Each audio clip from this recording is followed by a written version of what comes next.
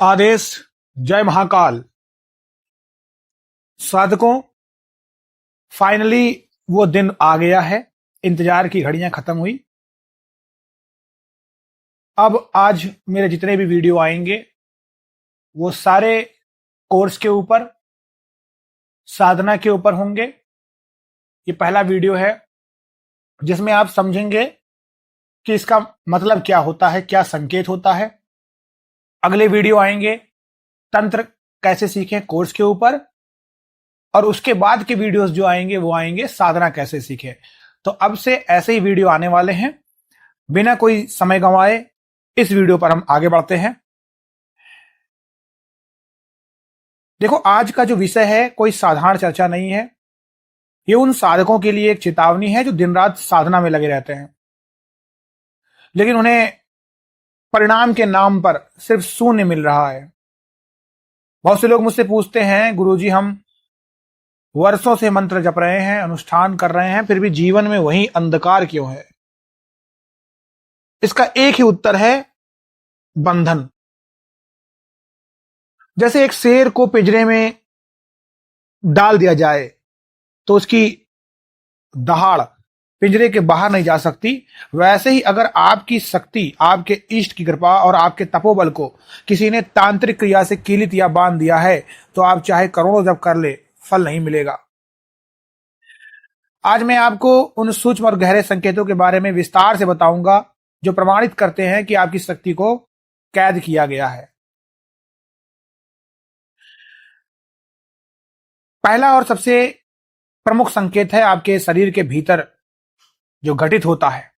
जब आप शुद्ध आसन पर बैठते हैं और अपने गुरु द्वारा दिए गए मंत्र का उच्चारण शुरू करते हैं तो आदर्श रूप से आपको हल्कापन और आनंद महसूस होना चाहिए। लेकिन यदि आपकी शक्ति बांधी गई है तो बैठते ही आपके कंधों पर ऐसा बोझ महसूस होगा जैसे किसी ने कई किलो का वजन रख दिया हो। ये भारीपन गर्दन के पिछले हिस्से से शुरू होकर पूरी रीढ़ की हड्डी तक फैलता है। क्यों होता है ऐसा? क्योंकि जब मंत्र की ऊर्जा आपके मूलाधार से ऊपर उठने की कोशिश करती है तो वो उस तांत्रिक बंधन कीलन से टकराती है। आपके चारों ओर अदृश्य रूप से लगा दिया गया है। यानी ये ऐसे मूलाधार से ऊपर उठने की कोशिश करती है जैसे कोई तांत्रिक बंधन जो होता है, जो कील होता है, उससे टकरा रही है और आपके चारों ओर कोई अदृश्य रूप से चीज लगा दी गई है। और ऊर्जा का जो टकराव होता है ये शरीर में भारीपन और दर्द पैदा करता है। इसी के साथ अत्यधिक उबासी भी आती है। वो सबसे कॉमन संकेत है जो हर वीडियो में आपको देखने को मिलेगा तंत्र और साधना के उसमें। वैसे तो देखिए, मैं गुरु होने के नाते आपको एक चीज भी समझाता हूं। कई कई लोग सोचते हैं कि उबासी आ रही तो ये साधना से रिलेटेड। अगर आपको बार बार उबासी आ रही है ना तो बहुत सारी चीजें होती हैं, एक यही चीज नहीं होती है। एक तो दो तो कॉमन चीजें हैं। पहला ये होता है कि अगर आपको बार बार उबासी आ रही है तो आपके अंदर से नकारात्मक ऊर्जा हट रही है, और दूसरा कारण यह भी है कि आपका मन नहीं लग रहा है, और तीसरा कारण यह भी हो सकता है कि आपकी नींद पूरी नहीं हुई है। तो देखिए, एक ही सिक्के का एक पहलू नहीं होता, कई सारे पहलू होते हैं। वो आप किस रूप में देखते हैं उसके ऊपर है।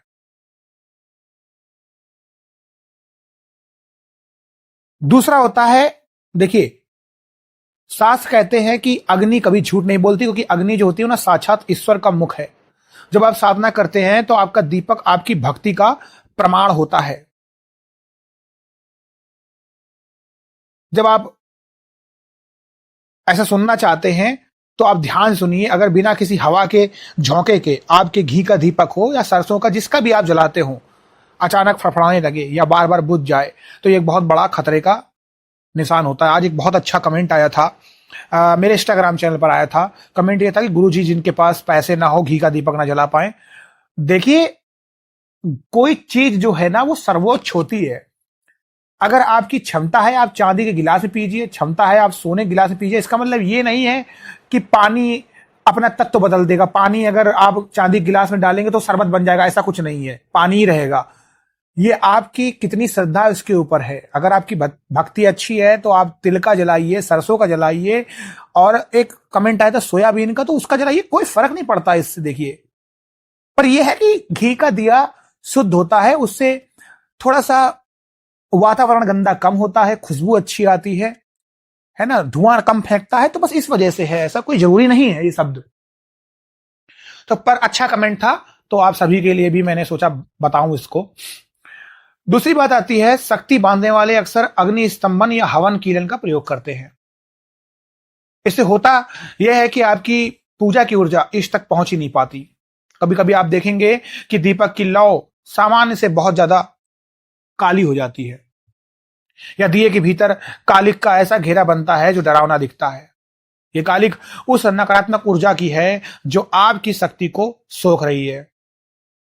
अगर आपके साथ ऐसा हो रहा है तो समझ लीजिए कि आपकी भक्ति के मार्ग पर किसी ने बहुत बड़ा अवरोध खड़ा कर दिया है। हमारा अवचेतन मन और हमारा सूक्ष्म शरीर आने वाली घटनाओं को पहले ही भांप लेता है। जब कोई तांत्रिक आपकी शक्ति बांधता है तो सबसे पहले आपके सूक्ष्म शरीर पर बार बार प्रहार करता है। स्वप्न शास्त्र के अनुसार यदि आप बार बार खुद को जंजीरों में जकड़ा हुआ देखते हैं, या देखते हैं कि आप कहीं भागना चाहते हैं पर आपके पैर जाम हो गए हैं, तो यह सीधा संकेत है शक्ति बंधन का। गंदे पानी में तैरना, खुद को किसी बंद कोठरी या अंधेरे कुएं में गिरते हुए देखना, या बार बार किसी के द्वारा गला दबाने का अनुभव होना, ये सब लक्षण बताते हैं कि आपकी तांत्रिक सुरक्षा कवच अब टूट चुका है या तोड़ा जा चुका है। आपकी ऊर्जा को बांध कर किसी ने वशीभूत कर लिया है। कभी कभी साधक को सपने में अपने गुरु या इष्ट की खंडित मूर्तियां दिखाई पड़ती हैं, जो इस बात का प्रमाण है कि आपके और आपकी शक्ति के बीच का संपर्क सूत्र काट दिया गया है। एक सिद्ध मंत्र वो है जो आपके रक्त में मिल चुका हो, लेकिन जब शक्ति बांधी जाती है तो सबसे पहले आपकी वाणी और स्मृति पर प्रहार होता है। आप पाएंगे कि जिस मंत्र को आपने हजारों बार जपा है, उसे जपते समय आप अचानक अटक रहे हैं, शब्दों का उच्चारण गलत हो रहा है, या आप मंत्र के बीच की कड़ियां भूल गए हैं। ध्यान लगाने की कोशिश करते हैं तो आपके मन में गंदे संदे ख्यालात आते हैं, कामुकता के, काम भावनाओं के, घृणित या डरावने विचार आने लगेंगे। आप चाहेंगे कि माता काली की आप छवि देखें, भगवान शिव की आप छवि देखें, लेकिन वहां आपको कोई डरावना चेहरा या कोई ऐसी वस्तु दिखेगी जो आपका ध्यान भंग कर दे, और इसी को चित्त बंधन कहते हैं। क्योंकि तांत्रिक आपकी एकाग्रता को ही आपका जहर बना देते हैं, और पूरा खेल एकाग्रता का है। वो ऐसा इसलिए करते हैं ताकि आप अपनी शक्ति को दोबारा जागृत ना कर सकें। आपकी शक्ति सिर्फ आपके भीतर नहीं है, आपके परिवेश में भी होती है। जैसे यदि आपके घर में कोई पालतू जानवर है, खास करके कुत्ता हर घर में पाला जाता है, वो आपकी बधी हुई शक्ति का पहला गवाह बनेगा। और कैसे आप समझ जाएंगे, कैसे आपको पता चलेगा? अगर वो जानवर बिना किसी कारण के घर के किसी कोने को देखकर भौंकने लगे, या आपकी साधना, जहां पर आप साधना करते हैं उसके पास आने से डरे, जो जगह है आपकी वहां आने से डरे, तो समझ ले कि वहां बंधन की चौकी बिठाई गई है। घर में अचानक दुर्गंध आने लगे, और ऐसी गंध जैसे कुछ सड़ रहा हो जबकि सब कुछ साफ हो। घर के सदस्यों के बीच बिना बात के भयंकर कलह होना, और आर्थिक लाभ के सारे रास्ते अचानक बंद हो जाना, ये सब बाहरी लक्षण हैं जो आपकी बधी हुई आध्यात्मिक शक्ति की पुकार है। जब आपकी आत्मिक शक्ति कमजोर और बधी हुई होती है ना, तो बाहरी सुरक्षा कवच भी ढह जाता है और दरिद्रता तथा कलह घर में प्रवेश कर जाते हैं। एक बात हमेशा याद रखना, जब आपको भूख लगती है तभी किसी चीज की वैल्यू होती है, उसके बिना सब चीज बेकार है। ऐसे ही ज्ञान की वैल्यू भी तभी है जब उसे सही समय पर उपयोग किया जा सके। अगर आपको ये 5 संकेत मिल रहे हैं तो आप देर मत कीजिए, आपकी शक्ति को मुक्त करना अनिवार्य है, वरना आपकी सारी साधना व्यर्थ चली जाएगी। इस बंधन को कैसे काटें? कैसे अपनी खोई हुई शक्ति को वापस पाएं, इसके लिए शास्त्रों में विशेष उत्कीलन और शमशान साधना के विधान बताए गए हैं। मैं आपको अपने आगे आने वाले सीरीज में या व्हाट्सएप चैनल पर ऐसी चीजों के बारे में बताऊंगा, ऐसे गुप्त विधियों को साझा करूंगा। आप वहां जुड़ सकते हैं। व्हाट्सएप चैनल इस वीडियो के कमेंट सेक्शन पे आपको देखने को मिलेगा। अपनी आध्यात्मिक दास्ता की बेड़ियों काटिए और आगे बढ़िए। आदेश, आदेश, आदेश।